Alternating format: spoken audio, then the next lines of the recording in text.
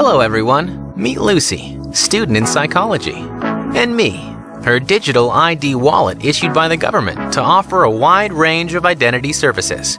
In fact, I'm a handy way of proving and protecting her identity both online and face-to-face. Let's have a closer look at what I can do. I can help governments to better communicate with citizens. Right now, I'm reminding Lucy of the appointment she needs to schedule for her mandatory vaccination. Time to go to her exam. Lucy is a bit stressed out. I'm here to make it easy for her to prove she is the right candidate, with a quick and secure connection between her phone and the examiner's.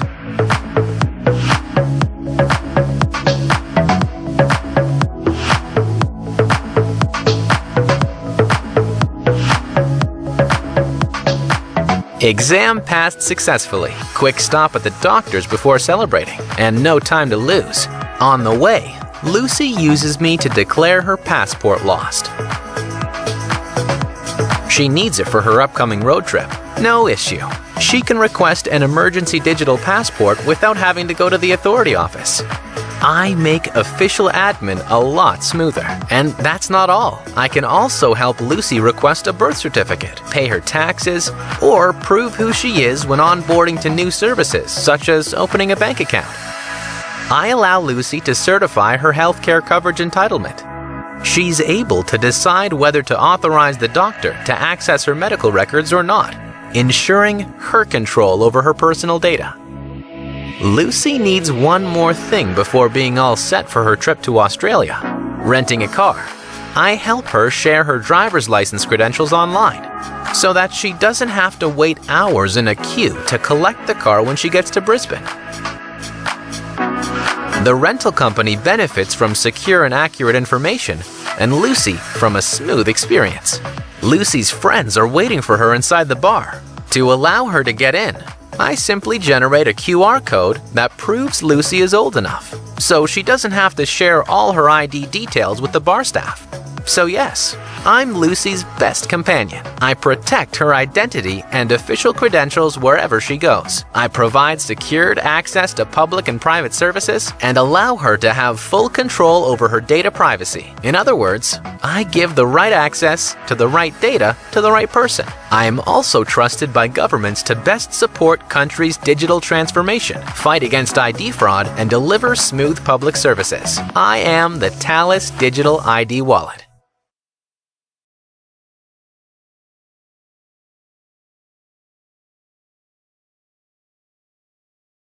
NHS app. Let's talk about this all now with Silky Carlo, who's director of Big Brother Watch. Good morning to you, Silky.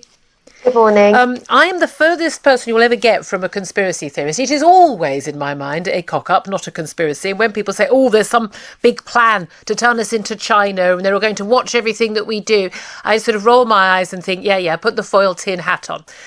There are some developments in the last couple of days that are incredibly worrying for me, and I think should be worrying a lot of my listeners as well. Let's just go back to the beginning here. There was talk about having a vaccine passport for us to be using domestically, and then there was talk about having a vaccine passport, a way of proving your vaccine status to be able to travel abroad. I don't have an issue with that second one. You download the NHS app. It's going to show you've had your vaccines. Not so much an issue. I'd rather have it on a piece of paper, frankly, but I can understand that. A lot of people saying they wouldn't have it for domestic use. The government said, oh, these are separate things, don't worry. The development in the last couple of days tells us that's not the case. What's happened? Well, I completely share your concern and worry about this. I'm extremely worried about it. And if the question is there a big plan for COVID passes? Yes, there absolutely is. I mean, it's just irrefutable now. And I actually think it's been in place for many months. And the government has been barefaced lying about it. And this is a really... This is a point that cannot be escaped. You know, we have ministers on record saying last year, at the end of last year in November, there are absolutely no plans for vaccine passports. It's not going to happen. And at that time, they were actually signing contracts for tech companies to develop them. Multi-million pound contracts. Absolutely. And where we are today is that we're still in this kind of twilight zone where the government is pretending that they are having a review, they're thinking about it very seriously, Michael Gove scratching his head. And meanwhile, the COVID vaccine status function has been put onto the general NHS app. And if you read the privacy notice, it says, this data will be useful for further aspects of unlocking as they arise, e.g. attendance at domestic events. This is a matter of constitutional significance. Can I just clarify, though, what's happened again? So the vaccine passport, again, my mum downloaded it, ready to go on holiday. But now it's been updated, and these apps, most people just click on, it just update automatically. It's updated to add a lot of other things. Now, special category data has been added. So information relating to the individual's physical or mental health condition, not just related to vaccinations. Information relating to the family. This is what's written on the app. I'm not making this stuff up. Information relating to the family of the individual and the individual's lifestyle and social circumstances is on the app. Information which relates to the ethnic origin of the individual. Information relating to the genetic biometric details where processed to uniquely identify an individual, and criminal convictions or alleged criminal behaviour. What the hell has any of that got to do with proving whether you've had 2 jabs or not? It's so alarming. It's so disturbing. I mean, I'm still actually in somewhat a level of disbelief about this, and we're trying to check this out with our legal team, because it's not clear where that data is coming from. I don't know, but that's the problem.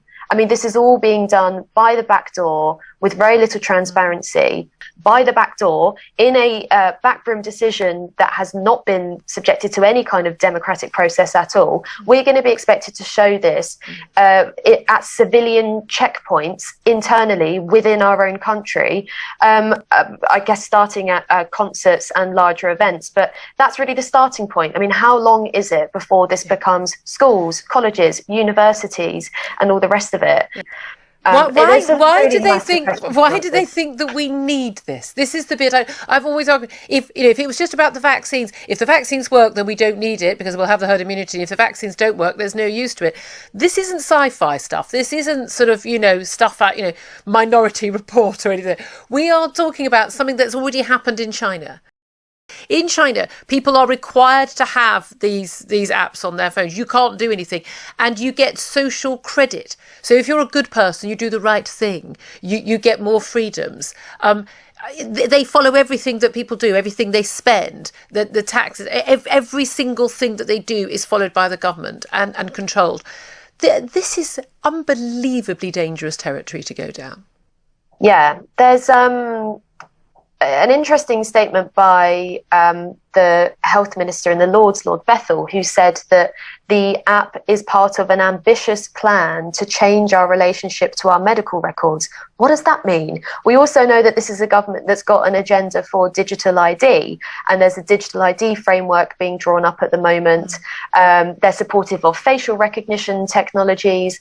And sure, if you start seeing citizenry as cattle, then why wouldn't you want them to have digital IDs and force them to show their passes everywhere that they go? That's not the way that most British people want to live. But again, crucially, it completely changed our relationship with the government. They are there to serve us. That's the way round it is. They are on our payroll, not the other way round. Silke Carlo, director of the Big Brother Watch.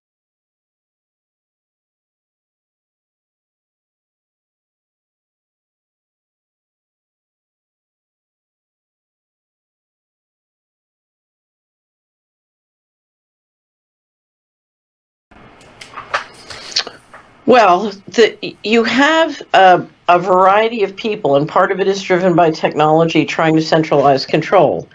And that is working through digital technology to create what I call digital concentration camps. One aspect is the vaccine passport, one aspect is the CBDC. I don't know if you've looked at what the WHO is trying to do with their WHO treaty, but it's a perfect example of trying to use sort of the health cartel to implement a global government that completely overrides all the constitutions if they get their way with the treaty. Or if you look at what they're trying to do with NATO, they're trying to create also a global mechanism that the military-industrial complex can use to declare and engineer war, again overriding all the legislatures and the national governments, even the Constitution. So you have this effort to build central control, and it's compromising individual sovereignty, it's compromising economic sovereignty, it's compromising national sovereignty, and if you can tell, the pushback is enormous. So this is battling out in every home, in every state house, and every legislature around the world.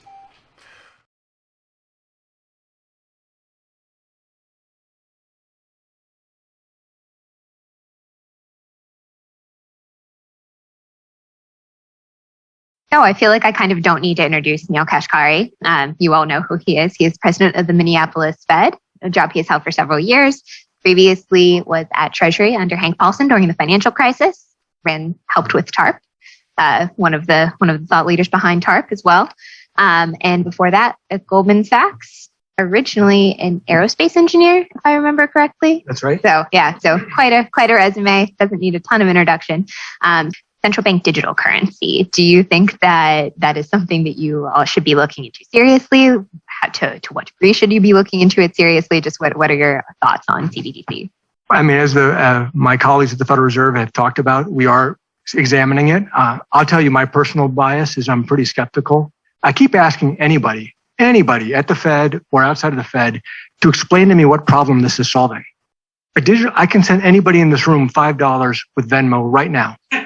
Right? No, seriously. So what is it that a CBDC could do that Venmo can't do? And all I get is a bunch of hand waving. I get well, maybe it's better for financial inclusion. Maybe it's better for cross-border remittances. Maybe. Is there any evidence that it is? And, they say, well, what about China? China's doing it. Well, I can see why China would do it. If they want to monitor every one of your transactions, you could do that with the central bank digital currency. You can't do that with Venmo. If you want to impose negative interest rates, you could do that with the central bank digital currency. You can't do that with Venmo. And if you want to directly tax customer accounts, you could do that with the central bank digital currency. You can't do that with Venmo. So I get why China would be interested. Why would the American people be for that? Obviously, one of the big moments, I think, in the Fed's thinking about central bank digital currency came when the Libra project was announced. And just this idea that you could have a platform that large pioneering a technology potentially this disruptive did seem to be something that scared some of your colleagues. And I wonder, or maybe not scared is the wrong word, motivated some of your colleagues to look into this topic. And I wonder if you think that staying sort of at the cusp of the technological research here is important. I wonder if you could sort of talk about the use case versus the technology. No, fair point. And some of my colleagues will say this, that we don't know what these early seeds of the technology are going to lead to in 10 years or 20 years. And we ought to pay attention. And I absolutely believe that. I mean,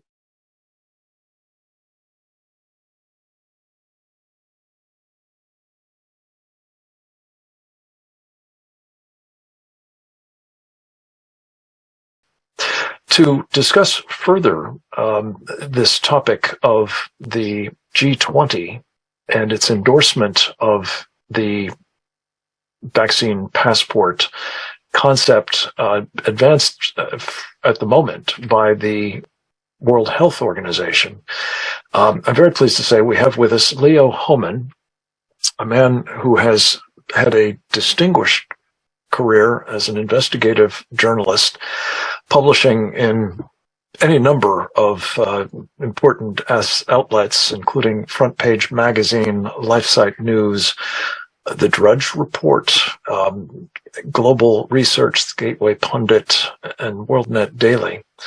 He is also the author of Stealth Invasion, a really important book about the early stages of the immigration crisis, something on which he has been a specialist for years.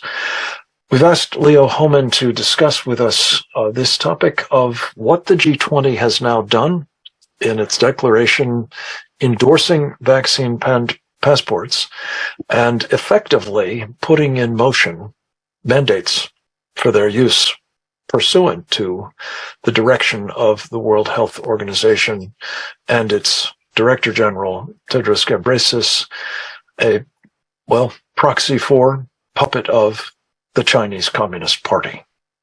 Leo Hohmann, welcome, and over to you. Thank you, Frank, so much for having me back on. The problem as I see it, is most Americans still don't see the face of the enemy. And because they don't see who exactly the enemy is, they cooperate with it on a daily basis. The enemy's much bigger than Biden or even the Biden administration. Yes, it lives in the usual places, Washington, D.C., New York City, San Francisco, but it also lives within smaller cities. And in fact, it's right inside most of our own homes. It's inside our cars.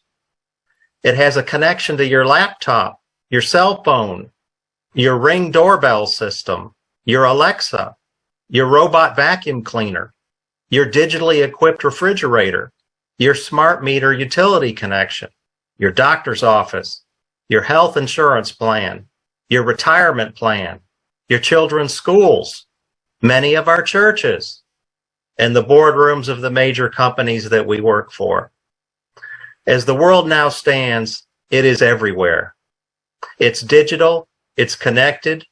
Some are calling it the Internet of Eyes. By the end of 2022, this year, there will be 1 billion of these eyes, high-resolution digital cameras connected to the internet in cities across the world. This is what I call the beast system.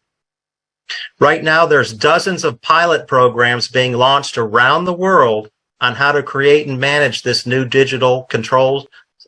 It's basically a control grid. The New York Fed just announced last week that they have a pilot program going on where they're going to be working with about a half a dozen big banks to look into the logistics of creating a central bank digital currency, a CBDC. The G20 leaders issued a statement last week on the need for digital health passports, as Reggie had already talked about. So the leaders of the G20, this is the 20 largest economies in the world, all agreed that this is a good thing and something that we should strive to implement on a global basis. We must get the word out, folks.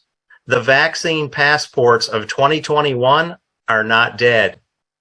That was just a dry run, in my opinion, for what's coming if we let them get away with it.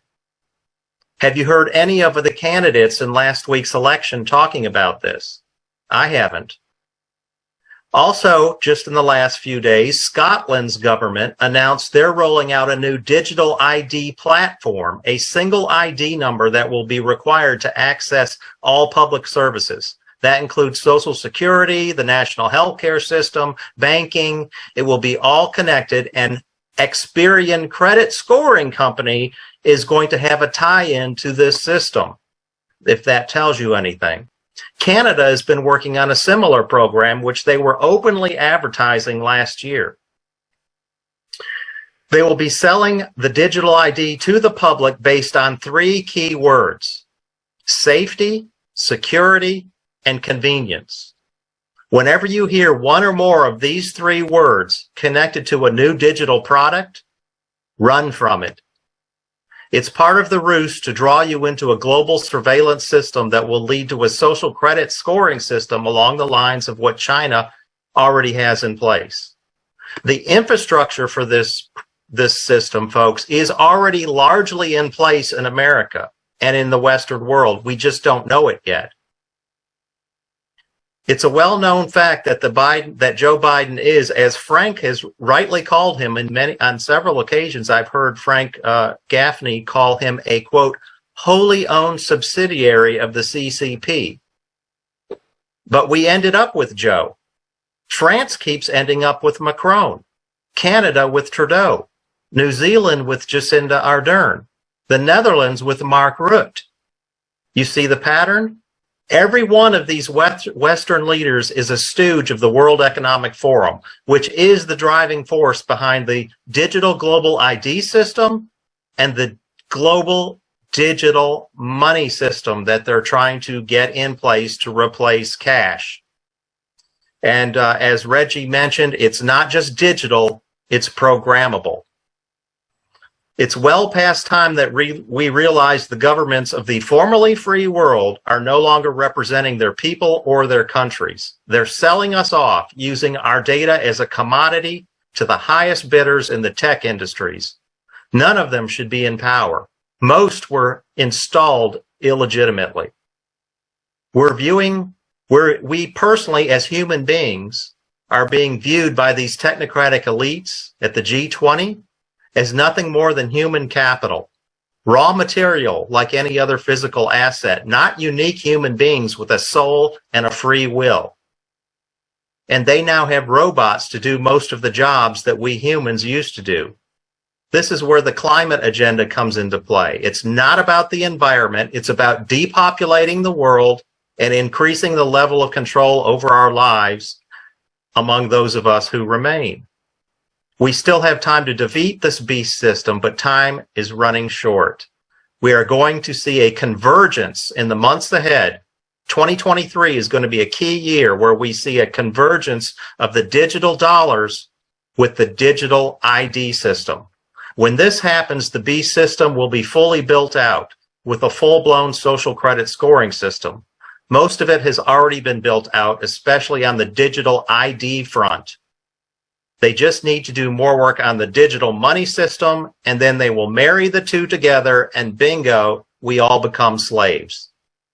This is the social credit scoring system, and it will eventually be used to kick you out of the system if you don't obey and submit to the system's values. Now, what are these values? They've already told us. Abortion on demand, no questions asked, from the entire 9 months right up to birth. No male or female, just various forms of hybrids and transgenders. No First Amendment rights, because remember, we don't have a free will or a soul. No private property rights. Cars are bad. Acreage is bad. Land is bad. And what you do on land is bad. Things like burning wood in your fireplace, that's bad. No bodily autonomy. You must prove your vaccine status. You must eat bugs. No freedom of movement, no privacy, no public services. That includes healthcare, social security, etc., without a digital ID. So we need to prepare for life outside this system.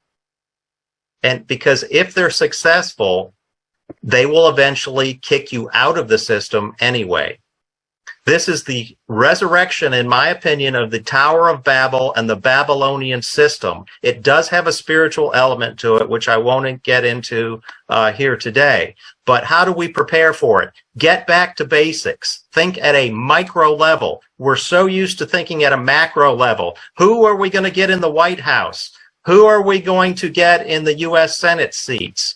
This idea that in order to defeat the cabal, we must get Trump elected or we must get DeSantis elected, that would be nice, but I don't think it's going to happen. I truly believe we are entering a post-election global system. And even if it did happen, do any of the politicians really understand this system? We must also develop a keen eye for the enemy's tentacles, and then we must also develop an iron will to say no. We won't go along with any element of this techno-totalitarian system. Because in the end, even if we do end up with Trump or DeSantis in the White House, we'll still have big banks, big tech, big pharma, and the rest of the corporate superstructure trying to drive us into the beast system. In the end, they don't care if they get your vote, as long as they get your obedience. Well, as dystopian visions go, that's a pretty full-on one. And Leo, thank you for both laying it before us, the beast system, as you call it, and doing so with such clarity and such evidence that cannot be ignored. That's for sure. We're going to turn next to a man with deep experience inside big tech. Speaking of the corporate superstructure, he actually is a refugee from it, a man who fled Google after some 8 years working in its software engineering spaces and those of YouTube. He left the building with, as I recall, something like 900 documents that were stunningly depictive of what Google is up to. His name is Zach Voorhees. He is a whistleblower. He has shed important light on the inner workings and ambitions of one of the most monstrous of these big tech operations. And we've asked him to talk about its insights, what we can draw from it in terms of how big tech can be weaponized to punish those who would stand up to its predations. Zach, thank you so much for what you've done to expose the true nature of these big tech operations and for shedding further light on their implications for the topics we're discussing today. Thank you, Frank, and thank you, Dee Dee, for the invitation. It's an honor to be here. For those looking at some of the best slides about Google and what their intentions are, I would point to a slide that I exposed, which was designed by Google's AI ethicist, which laid out a 4-step process of how individuals are programmed. And it starts with the collection of information, which is then aggregated, filtered, re-ranked, and at the last step, people like us are programmed. And then this process repeats in a cycle so that the Overton window gets eventually shifted towards the corporate goals of Google. This was not just in one slide. This was in several different slides within Google. It's very clear that they are using their search engine, their access to their customers through YouTube, through video, through news, in order to essentially, in their words, program people like us. And the reason why that they're doing this is because it's, in my opinion, that they've been directed to do this through a process called machine learning fairness, which did not originate from Google. It actually originated from the Institutes of Academia. It was first designed in a university, Stanford, and it went from Stanford into Google, and then from Google, it started to be filtered into all of their different products slowly at first, and then it started to ramp up into sort of the mess that you see today. This program that Google is using in order to censor the information is called machine learning fairness. And this machine learning fairness is essentially using applied AI techniques in order to filter all of the information that you see. And it's trained through collecting massive amounts of data and then being ranked by human raters. And then once there is a data lake of information, this is then fed through machine learning fairness to generate what's called classifiers. These classifiers are AI neural nets. When they get novel input, they compare it to the past data sets that Google has collected in order to come up with a response. Right now, a lot of that is being applied as labels to data, and then those labels are being used as kind of like a social credit system on data. And if it doesn't pass muster, then the information is dropped to, the back pages of Google search or eliminated altogether. This machine learning fairness is something that is being copied by other institutions. The big social media networks are essentially doing something similar with their artificial intelligence and their filtering. And first it starts with, text-based posts, but then it moves to memes, images, and all of this different content that exists on the internet.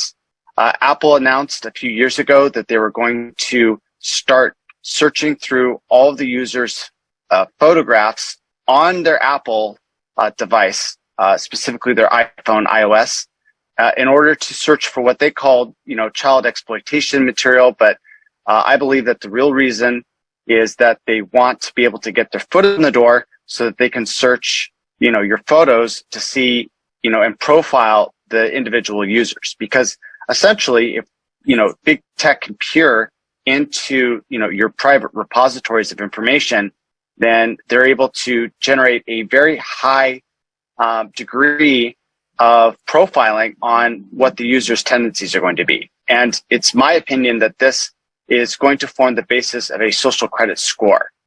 When you go to a bank to get a loan, or if you want to pass a toll bridge, essentially this information is going to be aggregated and collected, and then they're going to make the decision about whether you can pass, or whether you can get a loan, or whether you can get an increase in, the central bank digital cash and currency based upon how much of a compliant individual that you are.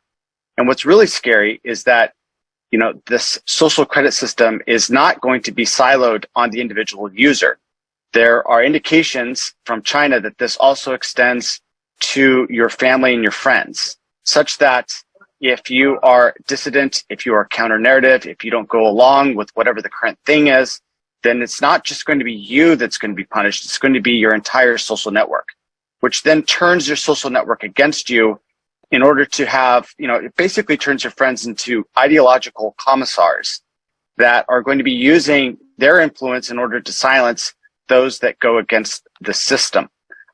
This is essentially what's coming. And right now, a lot of the social credit score aspects of our society are siloed away on different websites. You can go to Yelp, that's one. What Google chooses to rank is another. What your credit score is, that's another silo. But what I think is going to happen, in the course of the next decade is that you're going to start seeing the centralization of this information, so that instead of having a bunch of different data points spread out across these different tech companies, it's going to be centralized so that you get one score. And this one score is going to be used to figure out whether, you need to have your movement, limited. We already see that this is happening in China, where there was a bank run, and when people went to protest against the bank, what they found is that suddenly they were not able to enter in trains. They were not able to transport themselves, to the location or to protest in person. As a lot of these Chinese dissidents said, is that essentially what this was a digital form of handcuffs. And I believe that this is a test run for what's coming to America and the rest of the world. Another thing that's very frightening is the fact that China is rolling out a new justice system that's based on artificial intelligence, where essentially, you get sentenced based upon a hidden algorithm, and there's essentially no chance for appeal. Like, yes, you can appeal. Yes, you can have it, decision looked at by another computer algorithm. But if it also says no, then you don't really have any indication of why that is. Essentially, it's because the computer said so, and no one's got any power in order to challenge that otherwise. And the question is, well, why wouldn't this happen here? And it's my opinion that it will. We need to, essentially push back against this, because if this is allowed to go into our system, then it's game over for humanity. It's essentially taking the human out of the decision-making loop at every instance of our society. Oh. Zach Voorhees, thank you. This melding of big tech in the United States and that being honed and weaponized in communist China is a hugely important point. I think especially as we've sort of touched on thus far in this program, and certainly in others of this series, the China model that was instituted in the name of pandemic response that introduced these various unprecedented steps, mask mandates, lockdowns, quarantines, vaccine untested, inadequately tested at the very least, and then mandated and then enforced by vaccine passports, all have their links back to China. And Zach, you've introduced more of what we can anticipate will be coming from that quarter and from its helpmates as they try to institute things like these algorithms, artificial intelligence, and the like in our own country. And so I believe that in a way, the technology trends that we see are driving this decision to sort of take over society by force. a thing that's counterbalancing this is the fact that, you know, we're creating these digital hive minds. Twitter's in essence a cybernetic organism, and the cybernetic organism is you know, producing counterintelligence against the bureaucracies of the last century that have essentially used top-down control over society. And, you know, as Plato said, those who control, those who write the stories control the world. And essentially, the stories are being generated now bottom up. And essentially, I believe that the globalists see that they either have to act now or they're going to lose forever because of the power of you know, decentralized hive mind collectives that are getting together in order to basically inform everyone on what's really going on. So right now, this is the biggest conflict. I think that this is driving the conflict to every single household across the world. Well, I never thought I'd live to see the day that I would be cheering for the decentralized hive mind collectives, but they sound like the necessary lesser of evils. Leo Hohmann, you had a very interesting sort of juxtaposition between the comment that Joe Biden, well, you were quoting me, I guess, for that matter, is a wholly owned subsidiary of the Chinese Communist Party on the one hand, and that he and others leading G20 nations seem to be now stooges of the World Economic Forum. How do the Chinese communists on the one hand and the, well, globalists, I guess one calls them, of the World Economic Forum interact and, well, collaborate for that matter? I think they do it on policy. Right now, we're talking about the big thing, you know, in 2020 and 2021 was COVID. And now it's all about what? Climate change. Well, isn't it interesting that you don't see any climate hysteria in China? I think that's because they know that the Chinese people are already conquered. They're already compliant, 100% compliant. They have these cameras literally that I was talking about, the 2 billion cameras. A lot of them are in China. They're on every street corner. They're on every light post. They're outside every apartment complex and even inside. They don't need China to comply with the New World Order. They're already fully compliant. And that's why you see these globalists, who are mostly the ones from the World Economic Forum, are you know, folks, so-called leaders and business leaders from Western Europe, Canada, the US, New Zealand, Australia, what I call the formerly free world. They need to get us into compliance. That's what it's all about. And you see these leaders going off to the, you know, Davos every year to consult with Klaus Schwab in the World Economic Forum. You see it in the G20 meeting last week, where they're all singing from the same song sheet on how we need to reinstitute digital health passports. So it seems like they're all on board with the same script. And then China's allowed to do its own thing. Russia's allowed to do its own thing. It's a war between globalism as it already exists in China and Russia, totalitarianism, and how they want it to exist here in the United States, Canada, and these other European countries. The question is, will we allow them? You know, war is an interesting term. It seems to me that actually the globalists and the Chinese Communist Party, and, well, for that matter, another of the groups that you focused on for years, the Sharia supremacists, the Islamists, I guess, fully on board, yeah, are all, you know, working on a common intermediate step, which is the one you just talked about, taking down the United States. They may have different end states in mind, but for the moment, they're making common That's cause. a great point, Frank, because the Islamic countries are fully on board with what is called fintech.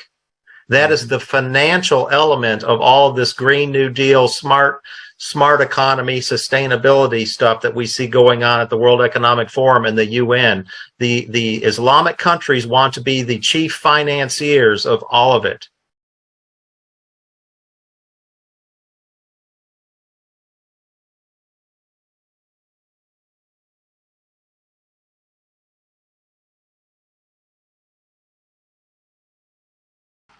They don't want to take that risk. They want tight central control, and they don't want to change in leadership.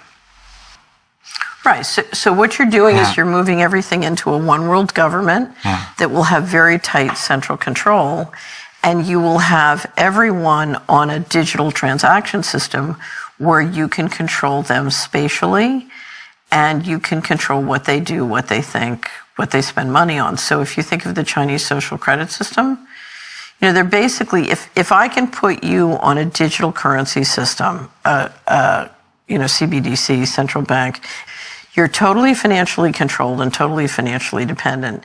If I don't want you traveling more than 5 miles from your home, you can't transact more than 5 miles from your home. If you say something I don't like, I turn off your bank account and you starve to death. If you don't take whatever injection I want to give you, you know, that's it. You don't get any food. So it's a complete control system that can be implemented with AI and software in very, very granular ways, and I can track you 24/7. But we don't have it yet, do we? It's coming. It's coming. And this is part of the decision that has been done like last year. So if I was the central banks and I announced, okay, we're doing going direct, I want complete control of all your financial transactions, no privacy. You know, I have complete access to data, and I control your money, and I control your wallet, and I control your bank account. I can, if I want to raise taxes, I just take it out of your bank account, and you have to do what I say. Everybody would say, no, I don't want to do that. But you say, oh, you know, we're worried about your health and safety, so we want to have these healthcare passports. They're green. They're green. And it's for your safety, and it's because we want to make sure you're safe. You know, then you can, you know, it's the Judas goat. You can get everybody in the trap because you don't want them to see the trap until you throw it. Yeah. And it's too late.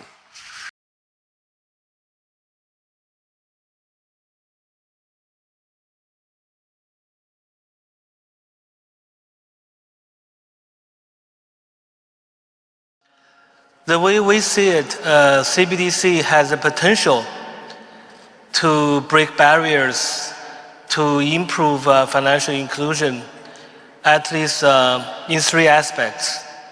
The first aspect is that it can lower the hurdle for using money substantially for several groups.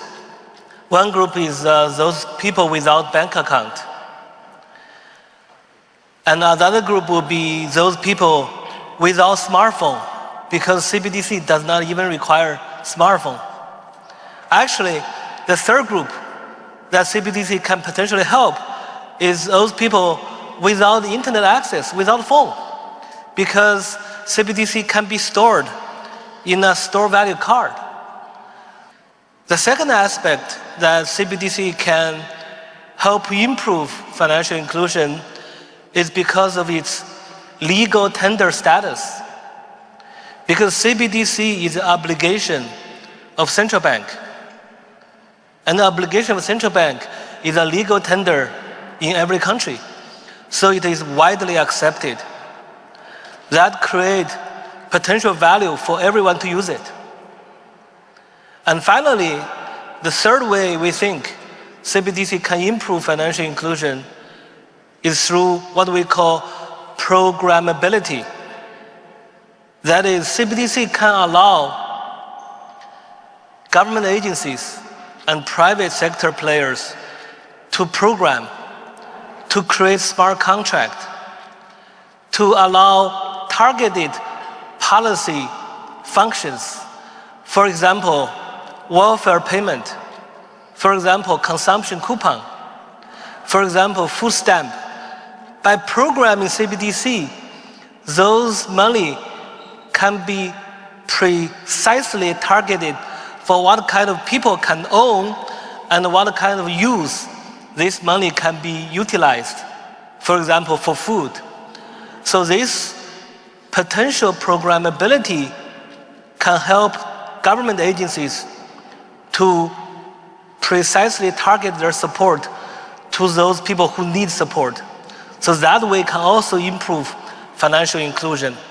And I think the reaction from the central banking world is mixed, isn't it?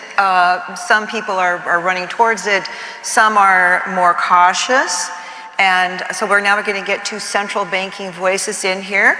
But Cecilia, you're at the BIS Innovation Hub now. That's a recent job, but you were the Swedish Central Bank. Yes. So you have that central banker kind of skepticism and how is this going to work? And a lot of it has to do with complementary policies. And that strikes me as a very bland way to say, there's a lot of complicated stuff to figure out here. So what's on your list? I come from the oldest central bank in the world. There you go. Yes, the Riksbank, and we started to look at this a couple of years back because we saw the very rapid change going out of cash into digital payments, and we were sort of agnostic about that, but we thought, okay, so how do we meet public policy objectives in a future where cash no longer works? So it's really great to be able to work with these issues now on a global scale, so I'm happy to be here. So, as has already been touched upon, introducing a CBDC into a society is not just a universal solution, it has to come in a package. So digital literacy, understanding what it means to first of all, have access to a digital ID and understanding what it means to use such a thing. I think also this digital society is raising a lot of questions about data privacy. I think this is not only about money, but in so many different ways. And it's up to the politicians to really decide on this. This is not a role for me as a central banker, but, and I think here, the private sector and the public sector has to walk hand in hand. There is so much more that kind of unites us in these interests rather than we are on separate levels. And I think also to get this working, certainly in emerging market economies, it has to be combined with investments in network infrastructures and broadbands and the likes. But make sure that it is the private sector who are doing the innovation. And let me just stop by saying that I think we need to be a little bit bold here, in the sense that we shouldn't get in the way of the private sector. But I think sometimes in history, you have to push society into new equilibriums. Predecessors did that when it came to building electricity, sewage system and the likes. It's hugely welfare enhancing. Now we want to do it again in money, and it would be good for banks as well when society takes these steps.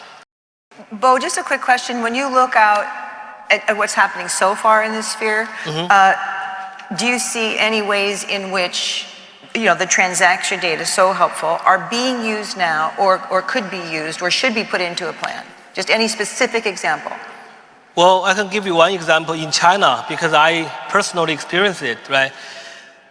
Those transaction data can be utilized by service providers in credit underwriting, in the sense that, those transaction data in terms of how many coffee I drink every day, where I buy coffee, do I use Uber every day, and what kind of working hours I have. Those non-traditional data can be very useful for financial service providers to give me a credit score.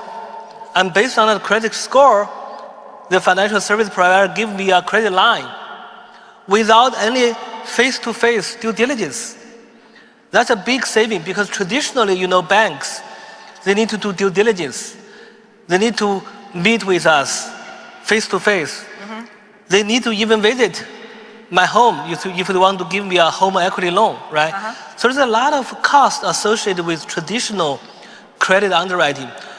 But the non-traditional credit underwriting is based on data, and there is no need for face-to-face meeting, and it's much faster and much cheaper, and that's a way to create value.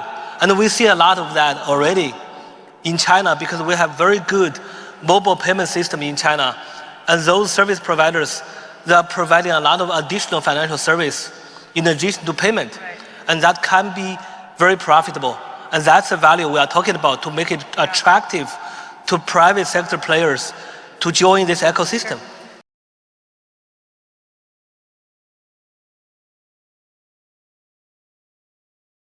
So, Budi, let's talk to you about the global health architecture. We see how a strong and resilient global health system and also the importance of expanding the global manufacturing and research hubs to prevent the next pandemic or other health issue that we can experience together. So what should the businesses take part to play the role, a bigger role, I guess, And I'd like to share with you what our Indonesia health sector has achieved in the G20 presidency and what are the business opportunities for you. The first one, we with the Ministry of Finance, G20, achieved to establish the Global Pandemic Fund.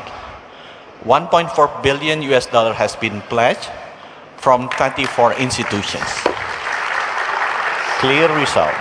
And this is the largest fifth ever in World Bank has ever created.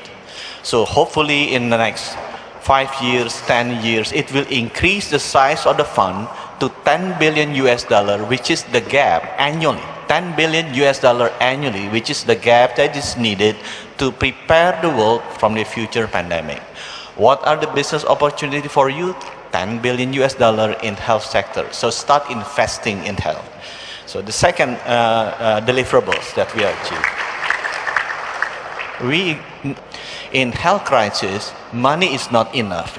So we have to translate money into emergency medical countermeasures. So that is what we have agreed, the mechanism globally. So again, what are the business opportunity for you? Then business for emergency medical countermeasures, which is diagnostic, vaccine, therapeutics or medicine, will growing very, very fast globally. So again, invest in health. The third deliverables is we understand that our enemy is not human being. Our enemy is pathogen, can be bacteria, virus, or parasite. So these pathogens need surveillance system. Globally, all countries will link the radar system so they have a great surveillance if the enemy is coming.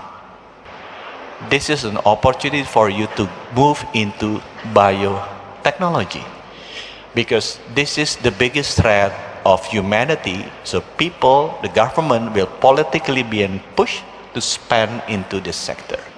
We understand that during the pandemic, the problem is, or the response is, you stop the movement of people. Because when you stop the movement of people, you stop the movement of the virus. You know, when you do it, when you stop the movement of people, you stop the movement of goods. When you stop the movement of goods, you stop the movement of money.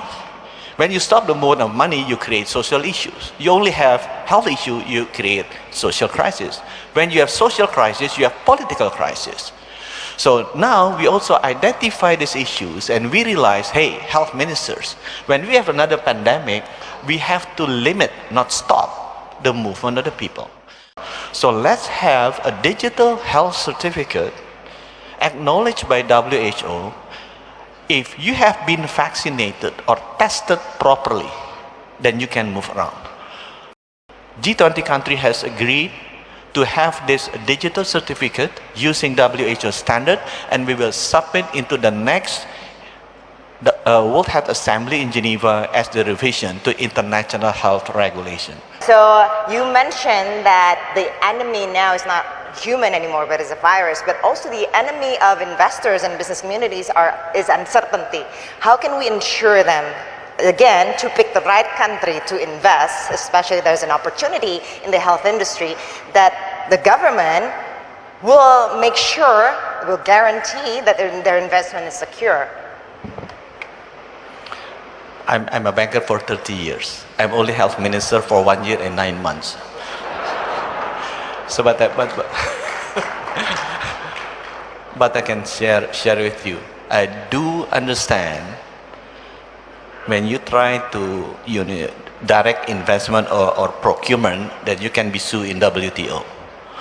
But I can assure you that if it is a government procurement, that you are safe.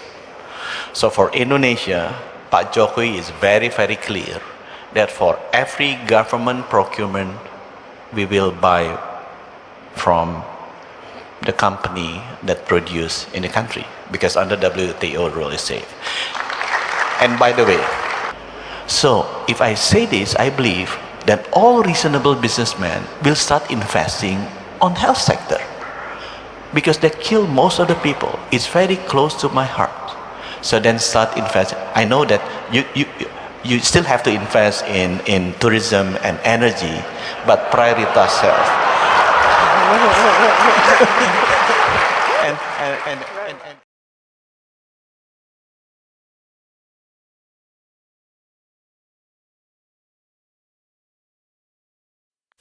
On December 16th, 2022, I published StopTheAmendments.com, which documented the first draft of the proposed amendments to the International Health Regulations. Now, please be clear, this is not about the proposed pandemic treaty.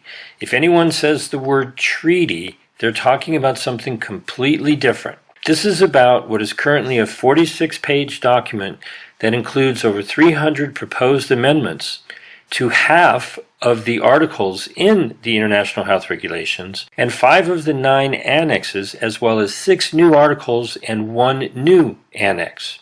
The final version was secretly presented to the WHO on Sunday, January 15th, 2023, and has been kept secret since then. I'd like to just give some of the top reasons to oppose these amendments to the International Health Regulation. First, it would change the fundamental nature of the International Health Regulations and the WHO from being an advisory organization to one that would be mandatory. Under Article 23 of the WHO Constitution, the WHO is empowered to give non-binding advice in the form of temporary and standing recommendations. Bangladesh submitted a proposed amendment to Article 1, which would remove the non-binding nature of the WHO's advice. Malaysia submitted a proposed amendment to Article 42, which would obligate member nations to initiate and complete without delay any and all temporary or standing recommendations made by the WHO. This is essentially medical martial law. Another reason to oppose the amendments to the International Health Regulations is because they would literally remove respect for dignity, human rights, and the fundamental freedoms of people. Currently, Article 3 of the International Health Regulations clearly states that the core principle of the IHR is that they must be implemented with full respect for the dignity, human rights, and fundamental freedoms of persons. India submitted a proposed amendment to Article 3 that would remove the words with full respect for the dignity, human rights, and fundamental freedoms of persons. If that proposed change does not get your attention, then I do not know what will. Another very important reason to oppose the amendments to the International Health Regulations is because they seek to institute a global digital and paper health certificate.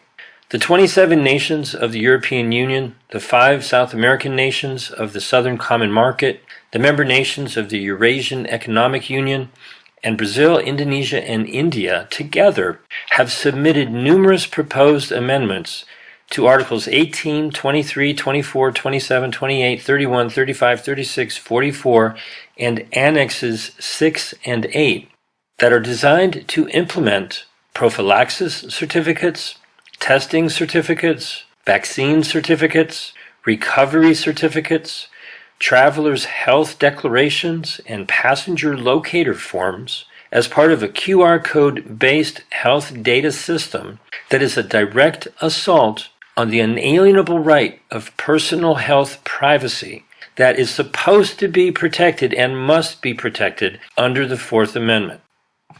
These are just a few of the 100 reasons to stop the amendments and exit the WHO that you can find at stopthewho.com.